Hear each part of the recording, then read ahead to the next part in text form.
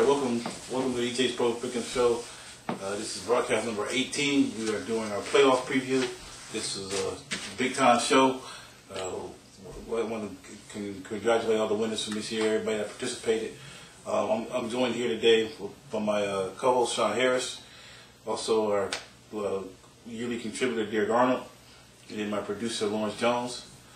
And first we're going to today we're going to talk about the games for Week 17.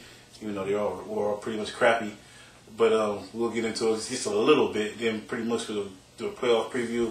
We're gonna talk about how the pick'em changes in the playoffs compared to the regular season, and then we'll do everybody's gonna make their predictions with their picks and do their brackets. But first, let's go to the big scoreboard. Red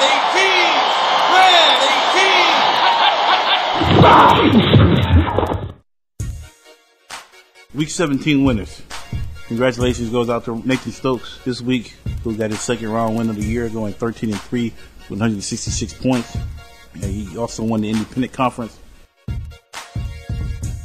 In the American Conference, William Lane got his second conference win, going 13-3 with 148 points. And he also got his second division win in the FedEx division. In the Zion division, Tyrone Hitton got his fifth division win, going 12-4 with 140 points.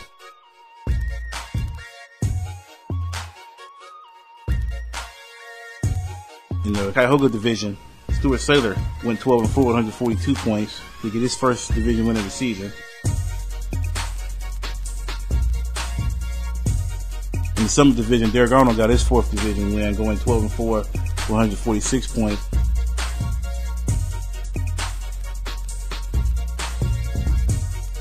In the Old FedEx division, Derek Taylor got his sixth division win, going 14-2 with 146 points.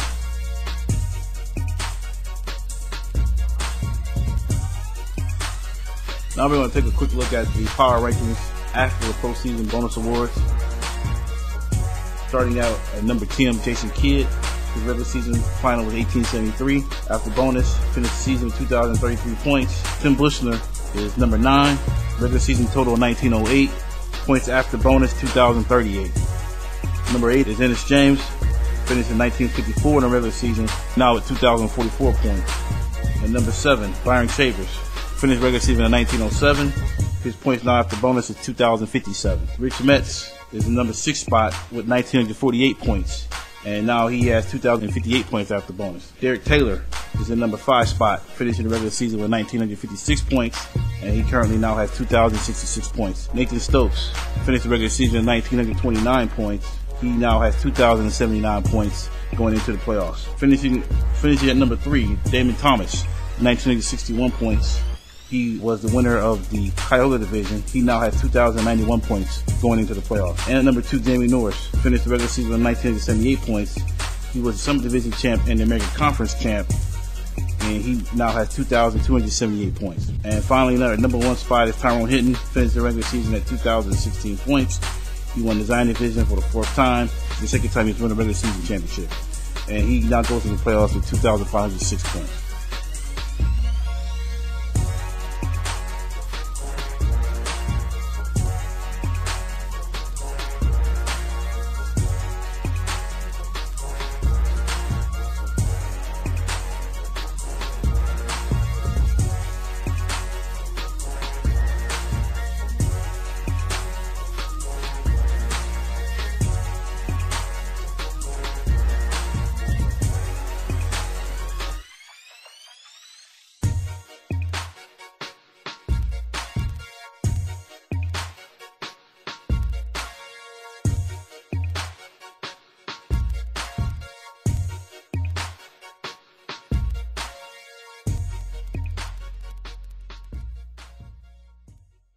Okay, welcome back.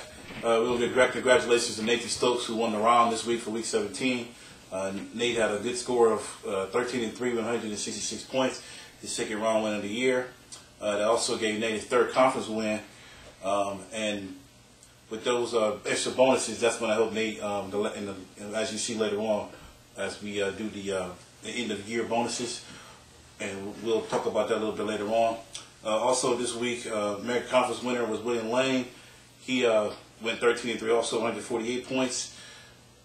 Division winners this week, Nathan Stokes again. Tyron Hitton got his 5th division win, going 12-4, 140 points. Stuart Saylor, of course, Derek Arnold got a win this week. Derek Taylor got his 6th division win, and William Lane got his 2nd. This week, just want to ask you guys a question: was it difficult to make your picks this week because you didn't know who was actually going to play? Heck yeah. No, it wasn't difficult for me. I had a fairly good week too. I just picked like the no-brainers and picked whoever he didn't pick for the questionable games. Yeah, some of the games were kind of hard, like Green Bay, Arizona. It's like I didn't know Arizona would come out and just not come out for that game. All right. Yeah, there was a lot of games this week. That's why we're going to talk about the games this week because a lot of teams didn't even bother to show up. It was kind of pathetic on the NFL's part. I thought I think you need to do something about that. And I actually Roger Goodell here was kind of upset about that as well. Before we go into now we want to go into the conference championships. This year, the season's over now, so everybody's going to be rewarded for if you win your division, you win your conference, or if you win the whole thing. And Tyron Hitton was this year's 2009 regular season champ. It's the 2nd time in Tyron's career he's won the regular season title. The question is, can he parlay that into a championship this time? It's possible. It's possible. He's always been kind of close. I mean, I guess he's probably due for one. All right. At the end of the year, of course, Tyron will get 100 points for having the best regular season. Then he also gets 100 points for most wins. You get 50 points. Each division winner gets 50 points, and each conference winner gets 100 points. We also give bonuses to people who had the high weeks, whether it be points, ranking, wins. You also get everybody that won the round. You got 30 bonus points for each round you won. You got 20 bonus points for each conference win, and then another 10 points for each division win. So we'll get into the power. We get into the power rankings after the bonuses later on. We will have another big scoreboard. Let's go into some of the key picks and some of the games involving picks this week. I only picked 3 because pretty much all of them were booty games. Pardon my language, but first one was Indy at Buffalo. The reason I picked that one because this was one of the games was split. 22 people picked Buffalo. Once again, Indianapolis, I think everybody knew going into that game Indy wasn't going to play their players.